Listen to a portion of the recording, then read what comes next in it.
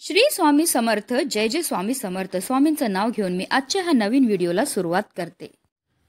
हिंदू धर्मात प्रत्येक महिन्याच्या शुक्ल पक्ष आणि कृष्ण पक्षाच्या तिथीला एकादशी तिथी व्रत केली जाते. भगवान विष्णूच्या उपासनेसाठी हा दिवस विशेष मानला जातो. जया एकादशीचे व्रत दरवर्षी माघ महिन्याच्या शुक्ल पक्षाच्या एकादशीच्या दिवशी केले जाते. पंचांगानुसार जया एकादशीचं व्रत जे आहे ते यावर्षी 8 फेब्रुवारी म्हणजे शनिवारी केलं जाणार आहे. धार्मिक मान्यतानुसार जया एकादशीचं व्रत केल्याने भक्तांना आरोग्याचे वरदान मिळते आणि जीवनातील सर्व पाप आणि त्रासापासून मुक्ती मिळते. असेही म्हटले जाते की जया एकादशीचं व्रत केल्याने भगवान विष्णूंच्या कृपेने मृत्यूनंतर भूत पिशाच योनीत जावे लागत नाही. पितरांसाठी हे व्रत केल्याने त्यांना पुण्य फळ मिळते. जया एकादशीच्या दिवशी वैद्युती योग आणि रवी योग तयार होत आहे. या काळात धार्मिक कामे करणं अत्यंत शुभ मानले जाते. तसेच जया एकादशीच्या पारणाची वेळ जी आहे ती 9 फेब्रुवारीला सकाळी 7:04 ते 9:17 असणार आहे. या वेळेतच आपल्याला व्रताचं पारण हे करायचं आहे. ज्योतिषशास्त्रात या तिथी संबंधित अनेक उपाय सांगितले आहेत आणि जे खूप प्रभावी आहेत. आणि म्हणून जया एकादशीच्या दिवशी तुम्ही व्रत नाही केलं तरीही चालेल, पण सकाळीच घरात आणा या झाडाचं फक्त एक पान. हे पान आपल्या घरी आणल्यामुळे प्रखरातला प्रखर पितृदोष, ग्रहदोष, शत्रुपीडा तर नष्ट होणारच आहे, पण आपली कितीही कठीणातील कठीण इच्छाही साक्षात श्री हरी विष्णू आणि माता लक्ष्मी पूर्ण करण्यात अतिशय प्रभावी असा हा उपाय आहे, ज्याबद्दल सविस्तर आणि महत्त्वाची अशी माहिती मी तुम्हाला या व्हिडिओमध्ये देणार आहे. तर व्हिडिओ पूर्ण पहा आणि जर तुम्ही माझ्या चॅनलवर नवीन असतील तर चॅनलला सबस्क्राईब करा आणि शेजारी बेल आयकन सुद्धा प्रेस करा, जेणेकरून तुम्हाला माझ्या नवनवीन व्हिडिओचं नोटिफिकेशन हे मिळत राहील आणि तुम्ही एक पण व्हिडिओ मिस करणार नाही. आणि कमेंटमध्ये ओम नमो भगवते वासुदेवाय नमः लिहायला अजिबात विसरू नका.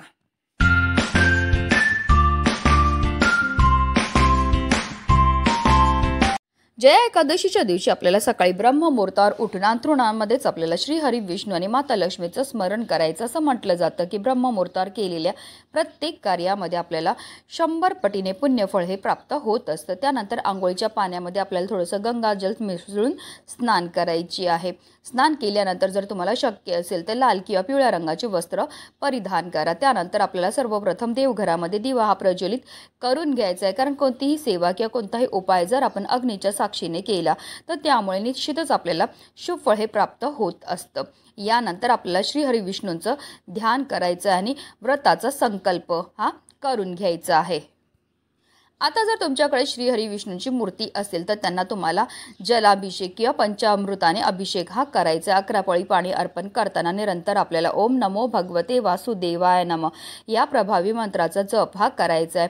अभिषेक करून झाल्यानंतर पुन्हा त्यांना स्वच्छ पुसून त्यांच्या स्थानावर ठेवायचं. त्यानंतर आपल्याला विधीपूर्वक श्री हरी विष्णूंसोबत माता लक्ष्मीची सुद्धा पूजा ही करून घ्यायची. श्री हरी विष्णूंना पिवळी फळं, पिवळी फुलं अतिशय प्रिय आहेत म्हणून ती आपल्याला त्यांना अर्पण करून घ्यायची. आणि त्यांना सर्वात जास्त प्रिय ती म्हणजे तुळस, म्हणून आवर्जून आपल्याला श्री हरी विष्णूंना तुळशीचं पत्र हे अर्पण करायचं. जेव्हा आपण हे तुळशीचं पत्र अर्पण करणार आहेत तेव्हा आपल्याला आपल्या मनातली इच्छा बोलून हे तुळशीपत्र अर्पण करायचं. असं केल्यामुळे आपल्यावर श्री हरी विष्णूंची कृपा होते आणि आपली कठीणातील कठीण इच्छाही पूर्ण होते. त्यानंतर त्यांना आपल्याला हळद, कुंकू, अक्षदा, पिवळी फुलं, धूप, दीप, अगरबत्ती दाखवून घ्यायची आहे. तसेच या दिवशी माता लक्ष्मीसोबत तुळशीच्या पूजनाला सुद्धा विशेष महत्त्व हे दिलं जातं. तुळशी मातेसमोर सुद्धा आपल्याला शुद्ध गाईच्या तुपाचा दिवा हा प्रज्वलित करून घ्यायचे. तसेच तुळशी मातेला आपल्याला आवर्जून तिळ हे अर्पण करायचे आहेत. यानंतर आपल्याला श्री हरी विष्णूंच्या बीज मंत्राचा जप हा करायचा आहे. ओम नमो नारायणा नमः, ओम नमो नारायण नमः या मंत्राचा आपल्याला 108 वेळा जप हा करायचा. तसेच विष्णू चालीसाचं आणि विष्णू सहस्त्रनामाचं आपल्याला पठण हे करायचं आहे. शेवटी देवी लक्ष्मी आणि विष्णूसह सर्व देवी देवतांची आपल्याला आरती ही करून घ्यायची आहे. संध्याकाळी भगवान विष्णूंची पूजा करून भजन कीर्तन करायचे आहे. दिवसभर आपण फळाहार करू शकतात. दुसऱ्या दिवशी म्हणजेच द्वादशीला आपल्याला व्रताचं पारण हे करायचं आहे. पारण करण्यापूर्वी आपल्याला ब्राह्मणाला अन्न देऊन दान करायचं आहे. हिंदू धर्मात पिंपळाच्या झाडावर सर्व देवी देवतांचा निवासस्थान मानला जातो, ज्यामध्ये शनिदेव देखील प्रमुख आहेत. पिंपळाच्या झाडाला जल अर्पण करून दिवा लावल्याने शनिदेव प्रसन्न होऊन सुख व सौभाग्य प्रदान करतात. तसेच पिंपळाच्या झाडावर लक्ष्मीचा वास असतो। यामुळे शनिवारी पिंपळाच्या झाडाला जल अर्पण केल्याने लक्ष्मी देवीचा आशीर्वाद प्राप्त होतो। तसेच पिंपळाच्या झाडाची प्रदक्षिणा केल्याने आर्थिक संकटांपासून आपल्याला मुक्तता मिळते। स्कंद पुराण या धार्मिक ग्रंथातही या झाडाचा उल्लेख आढळतो, ज्यामध्ये या वृक्षाला भगवान विष्णूंचे संपूर्ण रूप मानले गेले आहे। पिंपळाच्या झाडाच्या मुळाशी भगवान विष्णू वास करतात, कृष्ण त्यांच्या खोडात आणि नारायण स्वतः फांद्यांवर वास करतात। याशिवाय त्यांच्या पानांमध्ये श्रीहरी वास करतात, तसेच सर्व देवी देवतांसुद्धा वास करतात। पिंपळाच्या झाडामध्ये सर्व देवता आणि स्वतः नारायण यांचा निवास असल्यामुळे त्याचे महत्त्व अनेक पटीने वाढते।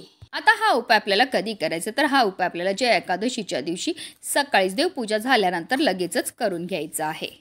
हा उपाय करण्याकरता आपल्याला एक तांब्याच्या कळशामध्ये स्वच्छ पिण्याचं पाणी हे भरून घ्यायचं। त्या पाण्यामध्ये आपल्याला थोडंसं गाईचं कच्चं दूध टाकायचं, तसंच आपल्याला थोडीशी साखर टाकायची आहे आणि चिमूटभर काळे तीळ टाकायचे। तसेच आपल्याला एक मोहरीच्या तेलाचा दिवा सुद्धा तयार करून घ्यायचा। आता तुम्ही मातीची पंती घेऊ शकतात किंवा कणकेपासून दिवा तयार करून घेतला तरीही चालणार आहे। ह्या दिव्यामध्ये तुम्हाला 2 वातीची 1 वात करून लांब वात ही टाकायची। तसेच ह्यामध्ये आपल्याला आवर्जून मोहरीचं तेलच टाकायचं। पण आता काही कारणास्तव तुमच्याकडे मोहरीचं तेल नसेल तर रोजच्या देवपूजेमध्ये जे तेल वापरतात ते टाका आणि त्यामध्ये तुम्हाला चिमूटभर काळी मोहरी किंवा पिवळी मोहरी ही टाकून घ्यायची आहे।